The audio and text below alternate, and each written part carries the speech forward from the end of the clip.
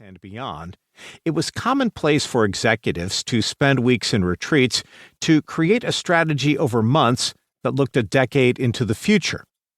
Today, that's the equivalent of using a magic 8-ball, astrology, or a crystal ball.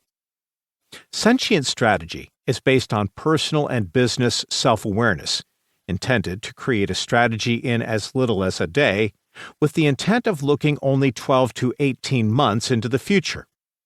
It is meant to be an organic framework that leads and influences every business discussion and assigns accountability to executing the strategy and modifying it to people with the ability and authority to do so. In other words, it's not about a binder on a shelf or a file on a computer. It's about realizing your mission as an organizer or your calling as a professional. My own calling has long been to maximize the ability of my clients to contribute to society. Keep listening and continue the journey with me. Alan Weiss, East Greenwich, Rhode Island, November 2022. Chapter 1. The Glacial Pace of Strategic Change.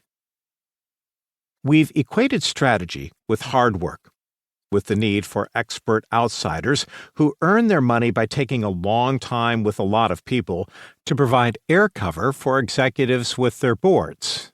We insist on having all the information, while that's patently impossible at the rate of today's change. What we lack are knowledge and wisdom.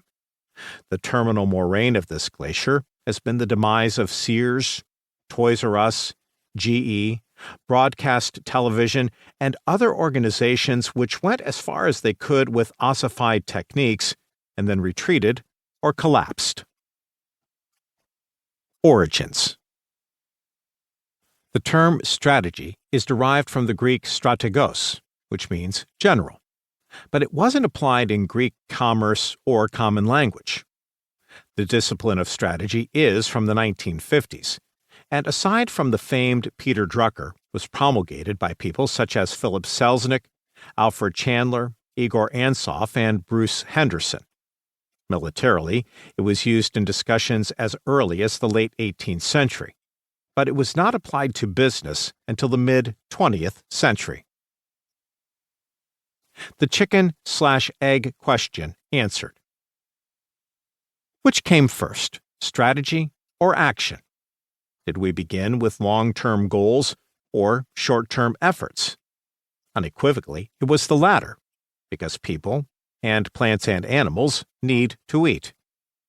From the time of primitive animals, there was competition for food.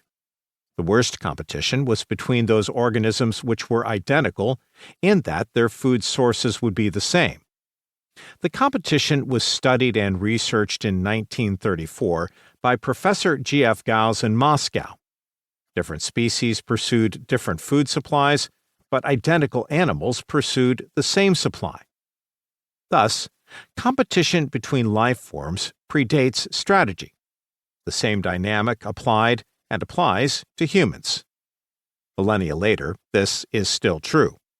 So how is it that there are millions of species today that are not constantly displacing others? The answer lies in diversity.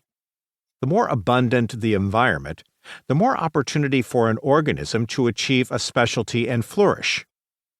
Today, there is an axiom that competition opens markets and does not foreclose them. So, Burger King builds its stores down the block from McDonald's because everyone knows that people are going there to buy burgers, or what passes for burgers.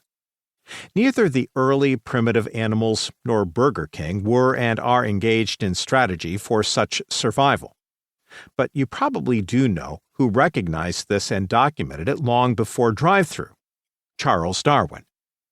We're talking about natural selection and survival of the fittest. Today, people refer to social Darwinism and business Darwinism, and with good reason. But let's mix in another variable, that of luck, or unanticipated change. The dinosaurs thrived for about 129 million years, and the Tyrannosaurus lived closer to our time today than to the first of its ancestor dinosaurs. They were fabulous.